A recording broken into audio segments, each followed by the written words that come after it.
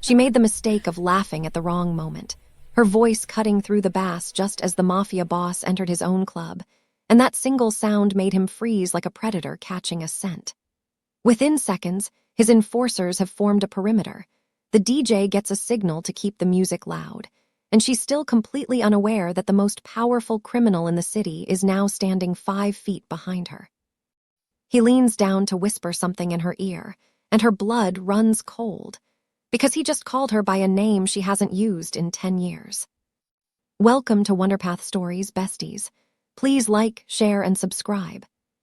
Tessa Monroe didn't know why her chest suddenly felt tight, why the room seemed to tilt on its axis, why the air around her became thick and electric.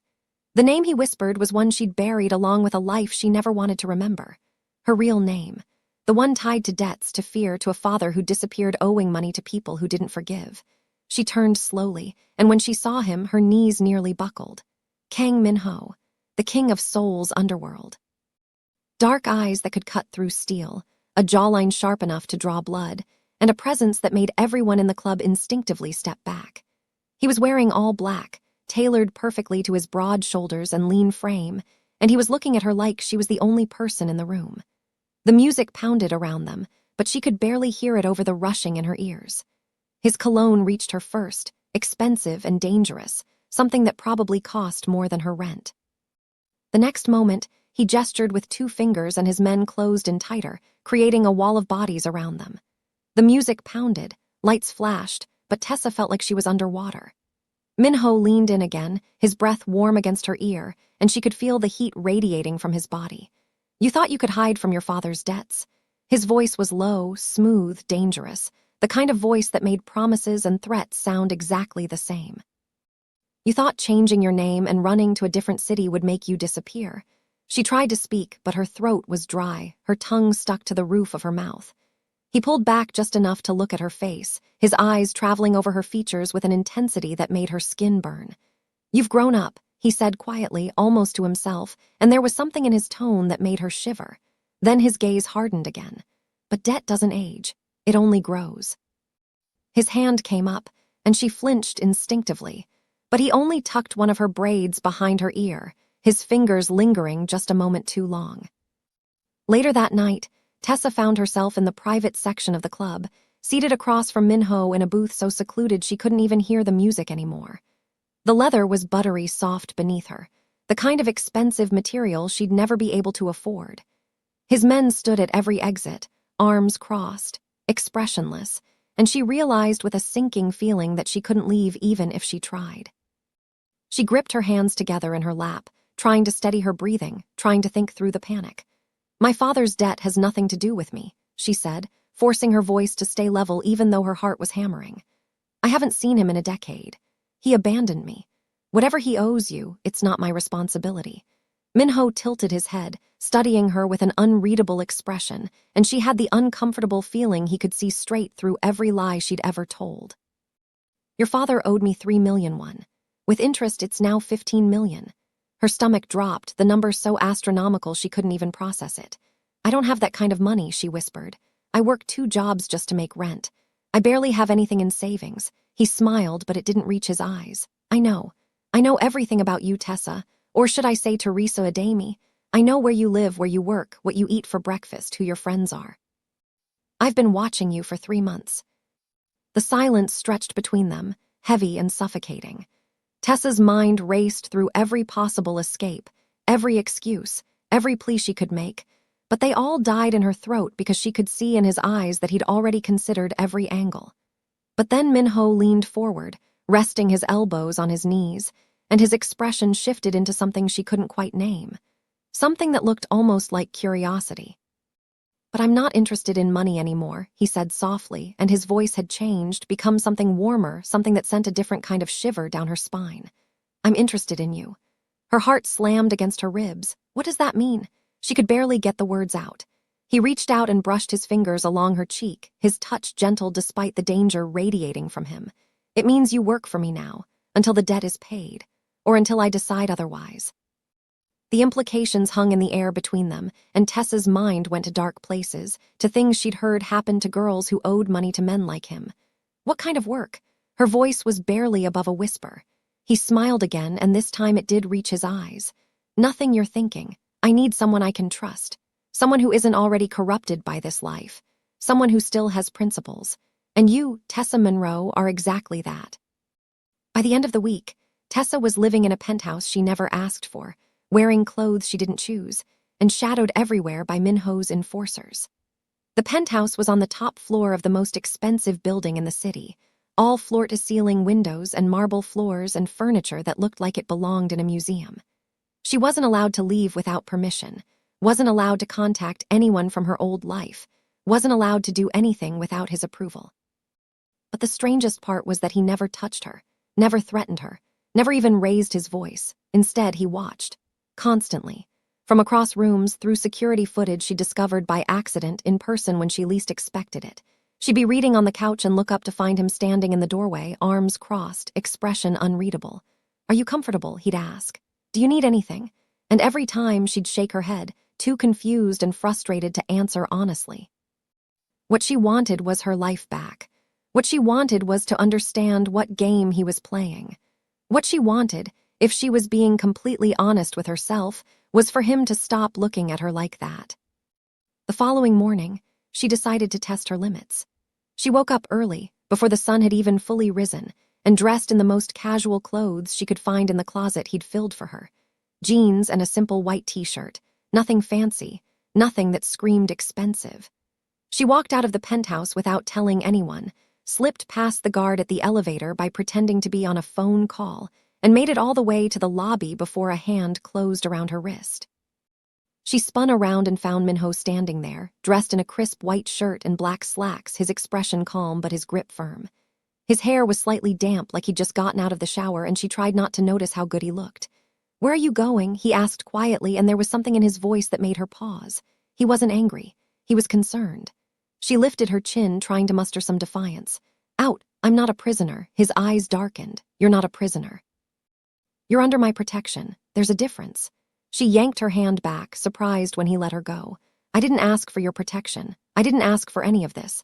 I just want my life back." He stepped closer, close enough that she had to tilt her head back to meet his gaze, close enough that she could smell his cologne again. "Your father made a lot of enemies. Enemies who would love to use you to settle old scores. Enemies who wouldn't hesitate to hurt you just to get to him. So yes, you're under my protection whether you like it or not. Because the alternative is you end up in a ditch somewhere, and I'm not going to let that happen." That evening, he took her to dinner at a restaurant so exclusive it didn't even have a sign, just a red door in an alley that you'd never find unless you knew exactly where to look. They sat in a private room with floor-to-ceiling windows overlooking the city, and for the first time, Min-ho seemed almost human. The walls were decorated with expensive art, the kind Tessa had only ever seen in museums, and the table was set with china so delicate she was afraid to touch it. He asked her about her life, her job as a graphic designer, her favorite books, her dreams before everything fell apart. She answered cautiously at first, giving him nothing, protecting herself the only way she knew how. But his attention was so complete, so focused, that she found herself talking more than she intended. He listened like every word mattered, like she was the most interesting person he'd ever met. "Why do you care?" she asked finally, setting down her fork because she couldn't eat when her stomach was twisted in knots. "Why does any of this matter to you?" He set down his glass of wine and looked at her for a long moment, and she saw something flicker in his eyes, something vulnerable. "Because you're not what I expected," he said simply. "When I started watching you, I thought you'd be like your father. Selfish, weak, willing to do anything to save yourself. But you're not. You're strong. You have principles. You care about people. And I don't like being surprised, so I'm trying to understand you." A few days later, Tessa was working on her laptop in the penthouse when Min-ho walked in with a large box. She'd been trying to focus on a project for one of her freelance clients, but it was hard to concentrate when she felt like a bird in a gilded cage. He set it on the table in front of her without a word, and she looked up at him, confused. He was wearing a black t-shirt and jeans, more casual than she'd ever seen him, and somehow it made him even more attractive. "What is this?" She gestured at the box. He nodded toward it. "Open it." She hesitated, then lifted the lid. Inside was a top-of-the-line drawing tablet, the kind she'd been saving for but could never afford, the kind professional designers used for their best work. Her breath caught, and she looked up at him with wide eyes. "How did you know I wanted this?" "You mentioned it," he said, as if it were the most natural thing in the world. 3 days ago. "You were on the phone with one of your clients complaining about your old equipment, so I got it for you." She stared at the tablet, then at him, something unfamiliar twisting in her chest. Something that felt dangerously close to affection. "You didn't have to do that. You don't have to buy me things." He shrugged. "I wanted to. And besides, if you're going to be working here, you might as well have the right tools." The next day, she saw a different side of him. They were in his office at the club, a space she hadn't been allowed into before, all dark wood and leather and intimidation.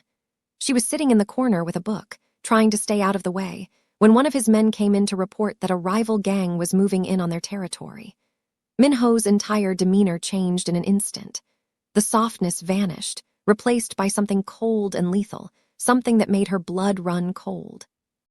He gave orders in rapid Korean, his voice sharp and commanding, and his men moved like a well-oiled machine. She watched from the corner, heart pounding, as he transformed into the ruthless mafia boss everyone feared. He was terrifying, powerful, completely in control. When the room cleared, he turned to her, and for a moment she saw something flicker in his eyes. Regret, maybe, or shame. "You shouldn't have seen that," he said quietly, his voice back to normal, back to the gentle tone he used with her. She swallowed hard, her book forgotten in her lap. "Is that who you really are?" He held her gaze, and she saw the conflict in his eyes. "That's one version of me, but it's not the only one. The version you see, Tessa, the one who watches over you and asks if you're comfortable, that's real too. Maybe it's more real than anything else in my life." Later that night, she couldn't sleep. She kept thinking about the way he'd looked at her, the way he seemed to carry the weight of his world on his shoulders, the way he was two completely different people depending on who he was with. She found him in the living room, sitting in the dark with a glass of whiskey in his hand, staring out at the city lights below. He looked up when she entered, surprise crossing his face, and she saw the exhaustion in his eyes. "Can't sleep?" he asked, and his voice was rough, tired in a way she'd never heard before. She shook her head and sat down on the opposite end of the couch, tucking her legs under her. "Can I ask you something?" She watched him carefully, looking for any sign that she was crossing a line. He nodded. "Why did you really bring me here? If it's not about the money, what is it about? What do you want from me?" He was silent for a long time, staring into his glass, and she thought maybe he wasn't going to answer. When he finally spoke, his voice was barely above a whisper. "Because the moment I saw you, something changed. I've built my entire life on control, on knowing exactly what I want and taking it. But you're different. You make me want things I shouldn't want. You make me feel things I thought I'd buried years ago, and I don't know what to do with that." By the end of the month, Tessa realized she was in trouble. Deep, complicated, dangerous trouble. She was starting to notice things. The way Min-ho always made sure she ate, even when she said she wasn't hungry. The way he asked about her day, actually listening to her answers like they mattered. The way his eyes softened when he thought she wasn't looking, like she was something precious he was afraid to break. She was starting to feel safe with him, and that terrified her more than anything else. One afternoon, she was at a cafe with one of Min-ho's trusted men, Yi-won, who'd been assigned to watch over her. She'd begged for just an hour outside the penthouse, some semblance of normalcy, and Min-ho had reluctantly agreed as long as Yi-won stayed with her. A man approached their table, smiling charmingly at Tessa, his eyes lingering on her curves in a way that made her uncomfortable. "Is this seat taken?" he asked, gesturing to the empty chair beside her. Before she could answer, Yi-won stood abruptly, his hand moving to his jacket where she knew he kept a gun. "Yes, it is." The man backed off immediately, hands up in surrender, and Tessa frowned. That was rude. He was just being friendly. Yi-won gave her a flat look as he sat back down. "Boss would have my head if I let anyone near you, especially men who look at you like that." That evening, she confronted Min-ho about it. "Your men won't let anyone talk to me. I'm not allowed to have friends. I can't even have a normal conversation without someone stepping in." She was frustrated, angry, feeling the walls closing in. He was standing by the window, hands in his pockets, and he didn't turn around. "It's not about control. It's about safety. I've told you that." She crossed her arms. "Or maybe it's about something else. Maybe it's about the fact that you can't stand the thought of another man even looking at me." He did turn then, his eyes blazing with something intense, something possessive. "What do you think it's about?" She took a step closer, her heart pounding. "I think you're jealous. I think you want me and you don't know how to deal with it, so you're locking me away like some kind of prize." The air between them crackled with tension. He closed the distance in 2 strides, towering over her, and she had to tilt her head back to maintain eye contact. "And what if I am?" His voice was low, dangerous. "What if I am jealous? What if I can't stand the thought of another man touching you, talking to you, even looking at you?" Her breath hitched. "Then you need to admit it. Stop pretending this is just about my father's debt. Stop pretending you're just protecting me. If you want me, say it." His jaw clenched, and she saw the war going on behind his eyes. "I don't share, I don't compromise, and I don't apologize for protecting what's mine." She felt heat pool in her stomach. "I'm not yours." His hand came up to cup her face, his thumb brushing across her cheek, the contrast of his pale hand against her dark skin striking. "Aren't you?" The following morning, everything changed. Tessa was leaving a boutique, bags in hand from a shopping trip Min-ho had insisted she take with 2 of his guards when she heard shouting. She turned to see a black SUV pulling up, different from Min-ho's fleet, and before she could react, hands grabbed her and shoved her inside. She screamed, fought, dropping her bags as she clawed at the arms holding her, but there were too many of them. 3 men, maybe 4, all wearing masks. One of Min-ho's guards tried to reach her, but there was a gunshot and he went down. A cloth was pressed over her mouth, something chemical and sweet, and the world went dark. When she woke up, she was in a warehouse, tied to a chair, her head pounding and her mouth dry. She could taste blood where she'd bitten her tongue. A man stood in front of her, his face scarred and cruel, smoking a cigarette. "Kang Min-ho's new pet," he said with a sneer, blowing smoke in her face. "He'll pay well to get you back. Or maybe we'll just make him watch while we take what's his." He didn't finish the sentence because the door exploded open.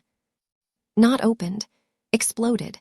The lock shattered, the metal door flying off its hinges with a boom that echoed through the warehouse.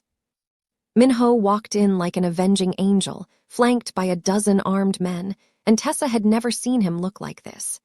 His face was a mask of cold fury, his eyes locked on her, and she could see the barely controlled violence in every line of his body. He was wearing all black, and there was already blood on his hands. The scarred man reached for his gun, but he never got the chance.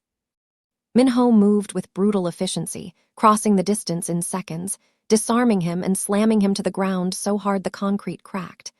"Touch her again and I'll kill everyone you've ever loved," Min-ho said, his voice lethal, and she believed him.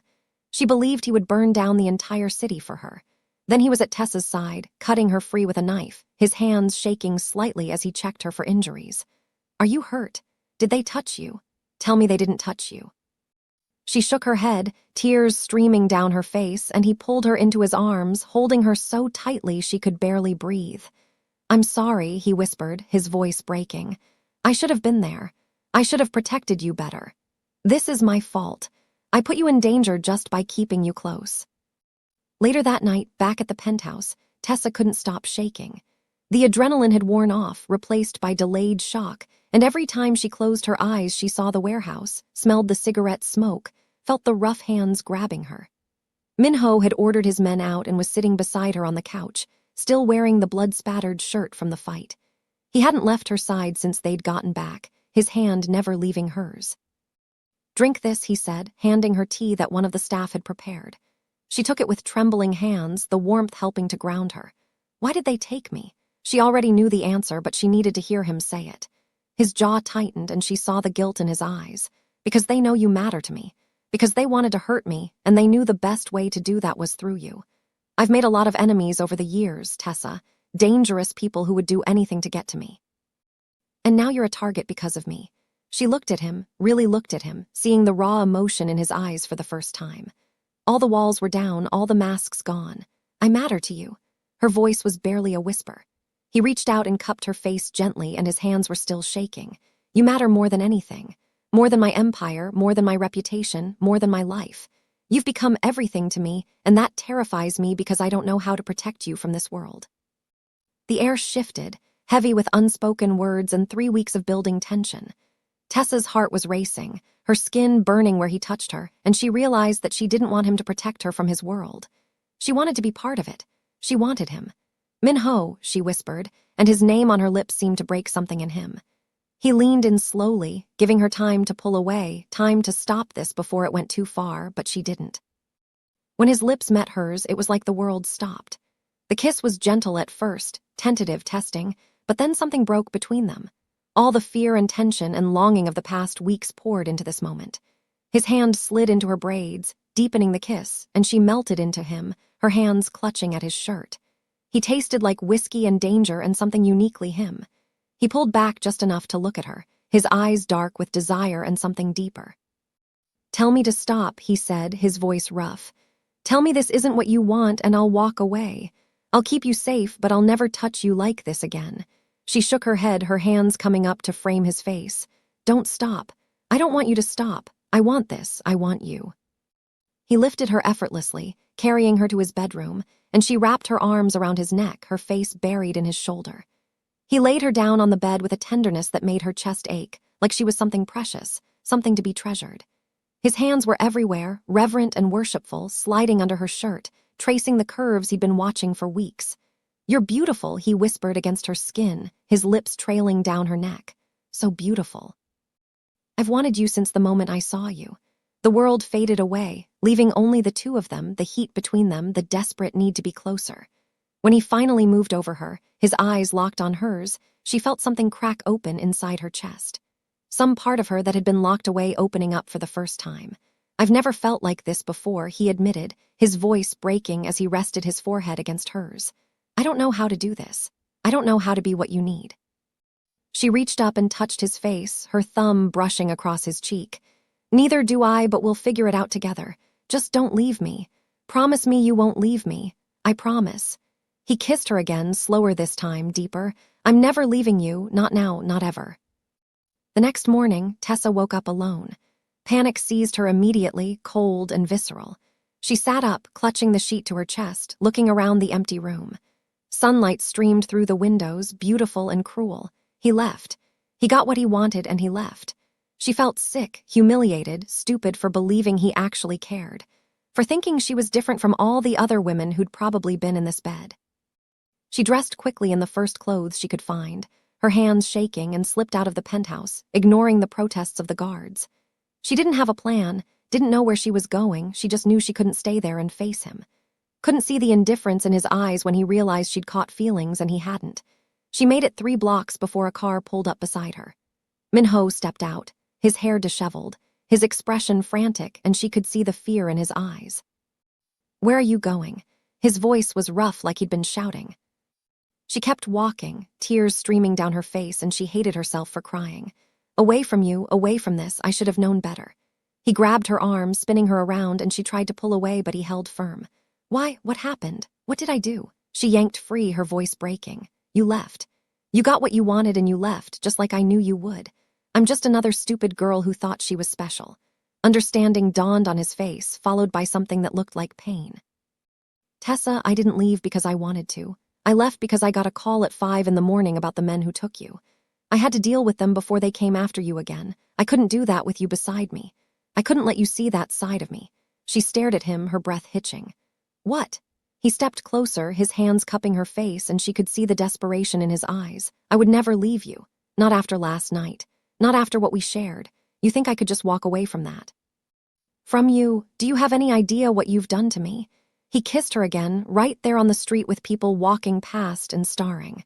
"I love you," he said against her lips. "I'm in love with you, Tessa. I have been for weeks, maybe from the moment I first saw you. And that terrifies me because I don't know how to keep you safe and keep you close at the same time." "Come home," he said, his voice pleading in a way she'd never heard before. "Please, just come home and let me explain everything." She nodded, unable to speak past the lump in her throat, and he led her back to the car. His hand never left hers the entire ride back. In the days that followed, Min-ho became even more protective, but now there was a tenderness to it that hadn't been there before. He barely let her out of his sight, always touching her in some way, as if he needed the physical contact to reassure himself she was safe. He'd pull her into his lap while he worked, kiss her forehead for no reason, wake her up in the middle of the night just to make sure she was still there. "You're hovering," she said one afternoon, amused despite herself as he followed her from room to room. He didn't look apologetic. "Get used to it. I almost lost you. I'm not taking any chances." She turned and wrapped her arms around his waist, looking up at him. "You didn't lose me. I'm right here. And I'm not going anywhere. He held her close, his face buried in her hair. Good, because I'm not letting you go. A few days later, they attended a gala for one of Min-ho's legitimate businesses. Tessa wore a dress he'd chosen, a stunning emerald gown that hugged her curves perfectly and made her feel like a goddess. Her dark skin glowed against the rich fabric. The moment they walked in, every eye turned to them. Min-ho kept his hand on the small of her back, a possessive gesture that didn't go unnoticed, his thumb tracing small circles that made it hard for her to concentrate. A business associate approached, middle-aged and wealthy, his eyes lingering on Tessa a moment too long. "You must be the lovely companion I've heard about," he said, extending his hand. Tessa shook it politely, but Min-ho's entire body went rigid beside her. She could feel the tension radiating off him. "She's not a companion," Min-ho said coldly, his voice cutting through the pleasant atmosphere. "She's mine, and I'd appreciate it if you didn't look at her like that." The man backed off quickly, mumbling an apology, and Tessa turned to Min-ho with raised eyebrows. That was subtle. He looked down at her, his eyes blazing. "I don't do subtle when it comes to you. Every man in this room wants you, and I'm not going to pretend otherwise." Later, on the balcony, she confronted him. "You can't just claim me like that in public. People are going to talk." He crowded her against the railing, his hands on either side of her, caging her in. "Can't I? Because it feels like I already have, and I want everyone to know it. I want every man who looks at you to know that you're taken, that you belong to me." Her heart pounded. "Min-ho, you can't just say things like that."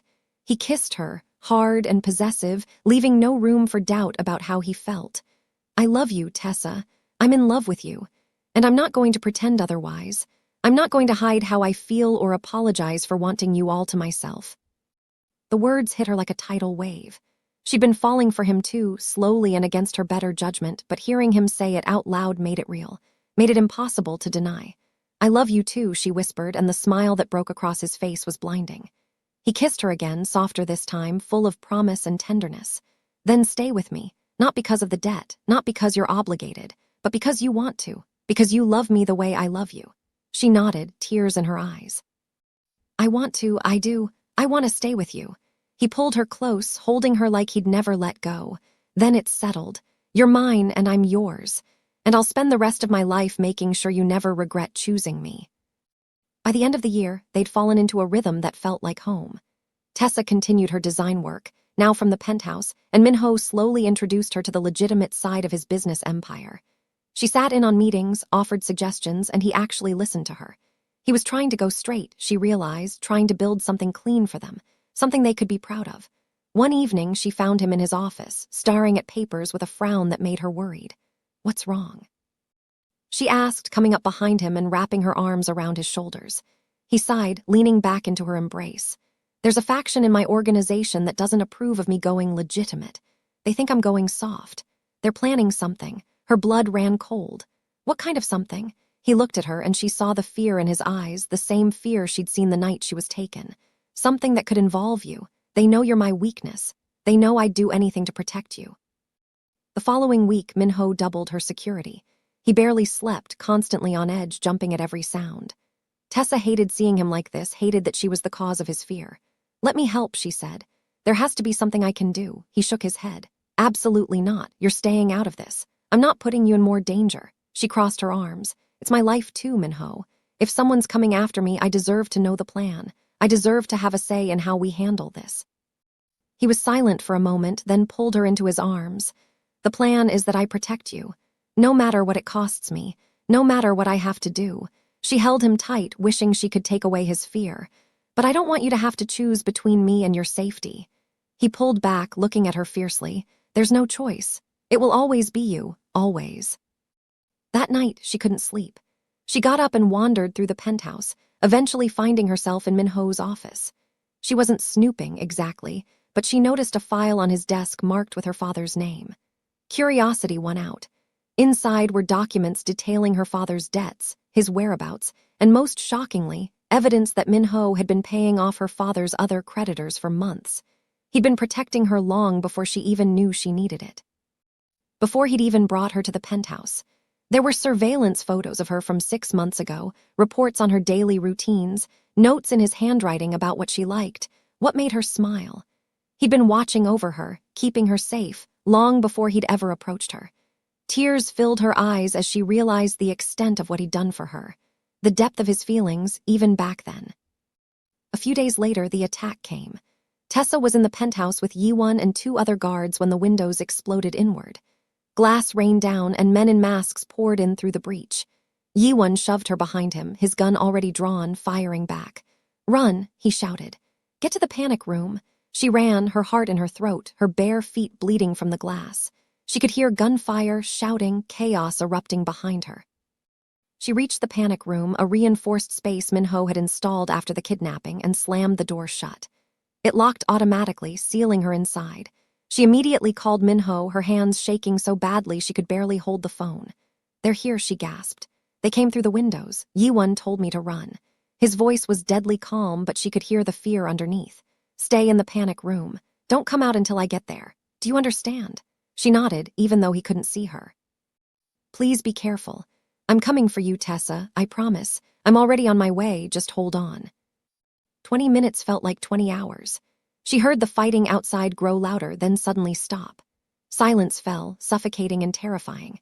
She curled up in the corner, hugging her knees to her chest, trying not to imagine what that silence meant. Then a knock on the door.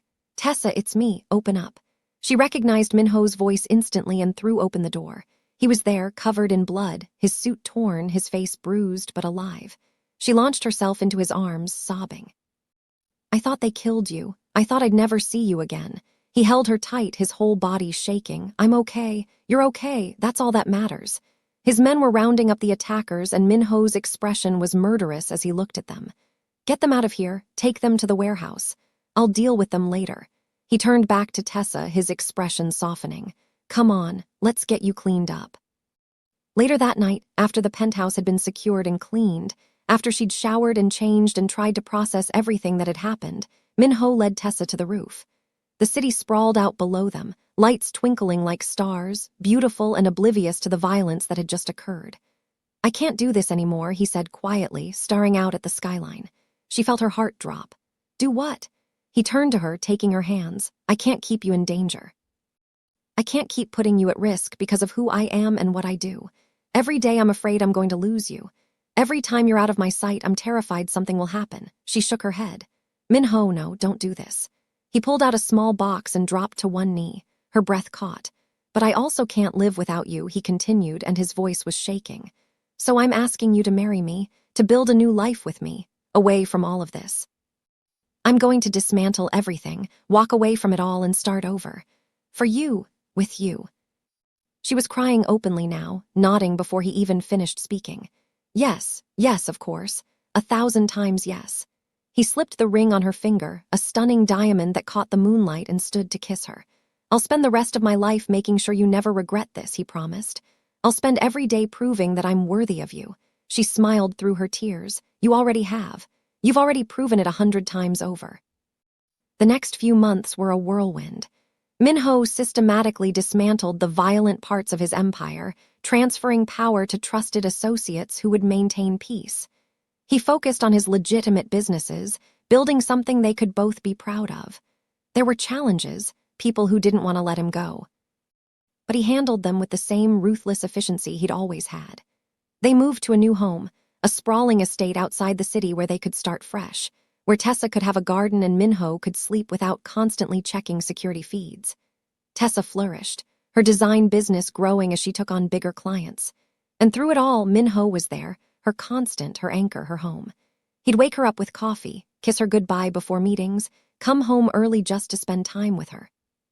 He was different now, lighter, happier, like he'd been carrying a weight his entire life and finally set it down. 1 year after the attack, they stood together at the altar. Tessa wore white, her curves highlighted perfectly by the elegant gown, her dark skin radiant against the fabric. Min-ho looked at her like she was the only thing in the world that mattered. His eyes were wet, his hands shaking as he took hers.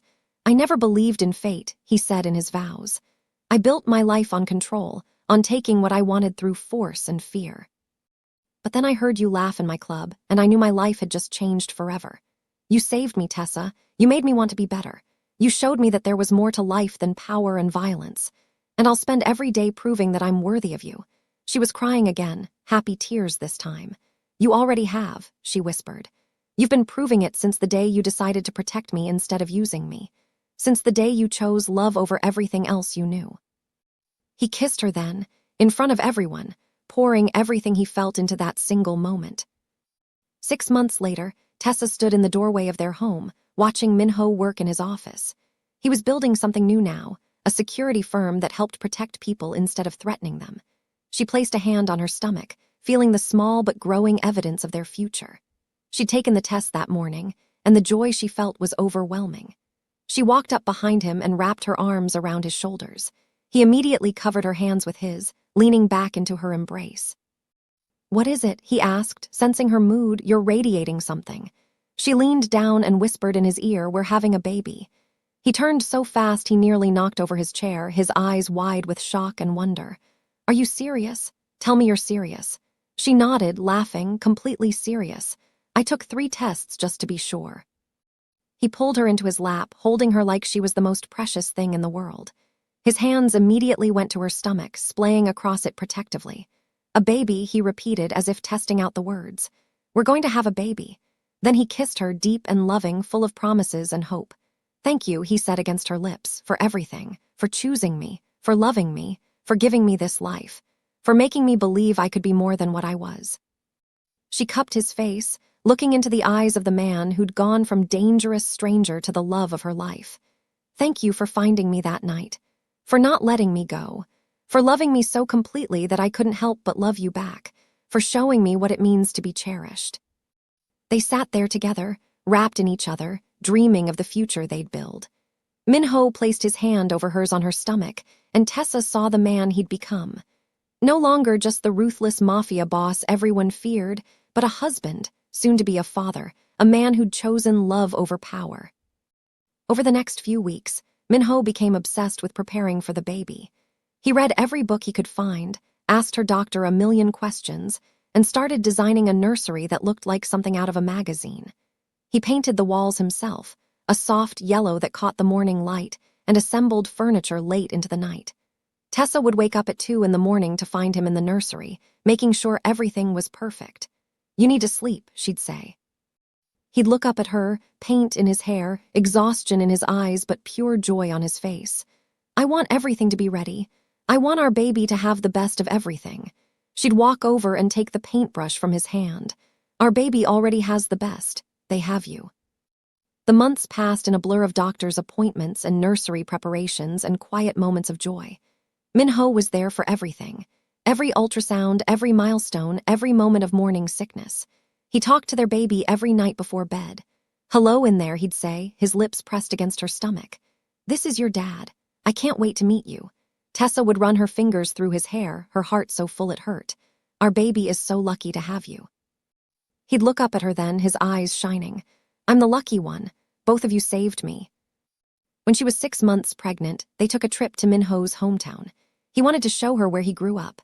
They walked through old neighborhoods, past the small apartment where he'd lived as a child. "It was hard," he told her, his hand never leaving hers. "My father died when I was young. I got involved with the wrong people because I was angry and thought power was the only way to protect the people I loved."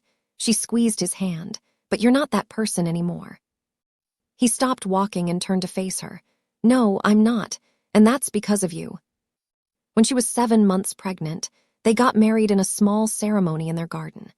She wore a simple white dress that accommodated her growing belly, and he wore a suit that made him look like he'd stepped out of a magazine. When the officiant asked if he took her to be his wife, he said, "I do, with everything I am and everything I'll ever be. I do," promising to spend every day of the rest of my life making her happy. 2 months later, Tessa went into labor. It was 3 in the morning, and Min-ho went from dead asleep to fully alert in seconds. At the hospital, he never left her side. He held her hand through every contraction, whispered encouragement in her ear. "I'm right here," he kept saying. "I've got you. You can do this." 14 hours later, their daughter was born. Min-ho cut the cord with shaking hands, tears streaming down his face. When the nurse placed the baby in Tessa's arms, she looked up at him and saw a man completely transformed. "She's perfect," he whispered. "What should we name her?" "Hope. Let's call her Hope, because that's what she is." He leaned down and kissed Tessa's forehead, then their daughters. I love you both so much. The first few weeks with a newborn were exhausting and beautiful. Min-ho was hands-on from day one, learning to change diapers and soothe their daughter when she cried. Tessa would wake up to find him in the nursery, rocking Hope and singing Korean lullabies. I never knew I could love someone this much, he told Tessa one night. Tessa leaned her head on his shoulder, watching their daughter sleep. That's what family does. It makes us bigger than we thought we could be. 6 months after Hope was born, they threw a small party to celebrate. As Tessa watched Min-ho play with their daughter, lifting her up and making her giggle, she felt a profound sense of gratitude. This man, who'd once terrified her, had become the most loving father and husband she could have imagined. He caught her watching and smiled. Come here, he said, reaching out his free hand. She went to him and he pulled her close, Hope between them. This is everything, he said softly. This is all I ever needed. I just didn't know it until I found you. As the sun set and their friends laughed and their daughter played, Tessa knew without a doubt that this was exactly where she was meant to be. In his arms, in their home, building a life that neither of them had thought possible. Because sometimes the most dangerous man in the city turns out to be the safest place to fall. And sometimes love really does conquer everything. Sometimes it transforms darkness into light, violence into tenderness, and fear into the deepest kind of trust. Sometimes all it takes is one laugh in the wrong place at the wrong time to change 2 lives forever. And sometimes, if you're really lucky, that moment becomes the beginning of everything you never knew you always wanted.